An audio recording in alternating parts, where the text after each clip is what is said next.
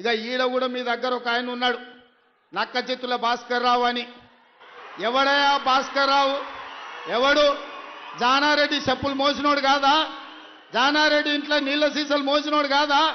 జానారెడ్డి నమ్మి కన్న కొడుకు తీయకుండా నల్ల నక్క చిత్తుల భాస్కర్ రావు టికెట్ ఇస్తే కాంగ్రెస్ పార్టీ కార్యకర్తలు మీ రక్తాన్ని చెమటగా మార్చి మీరు భుజాల మీద మోసి మిర్యాలకు కూడా ఎమ్మెల్యేని చేస్తే మీ ఆత్మ గౌరవాన్ని తీసుకెళ్లి ఎర్రవల్లి ఫామ్ హౌస్లో కేసీఆర్ కాళ్ళకాడ తాకట్టు పెట్టినోడు ఇవాళ మళ్ళా మీ దగ్గరకు వస్తున్నాడు. గాయన మనకు నాయకుడు, ఒక్కసారి ఆలోచన చెయ్యండి.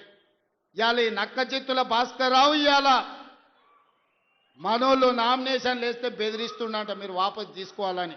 చింతపండు అవుతుంది భాస్కర్ రావు, నువ్వు అనుకుంటున్నామేమో. ఈ వేదిక మీద ఉన్న మేము ఎవరం జానారెడ్డి లాగా పెద్ద మనసు ఉన్నోళ్ళం కాదు. చింతపండు అవుతుంది నువ్వు అనుకుంటున్నావో, నీ తెలివితేటలన్నీ కత్తిపెట్టు, పోతావు మళ్ళా ఖమ్మం ఇట్లకెళ్ళ కూడా ఉండవు.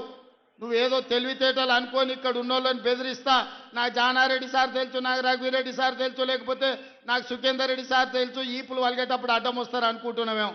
ఎవరు అడ్డం రారు, వాళ్ళందరూ నాకు చెప్పారు పలగాల్సిందే చింతపండు కావాల్సిందే భాస్కర్ రావు కానీ. వాళ్ళందరిని అడిగినా ఏం సంగతి అని, ఇక ఏం లేదు చింతపండు కావాల్సిందే, చింతపండు చేయ అని చెప్పారు.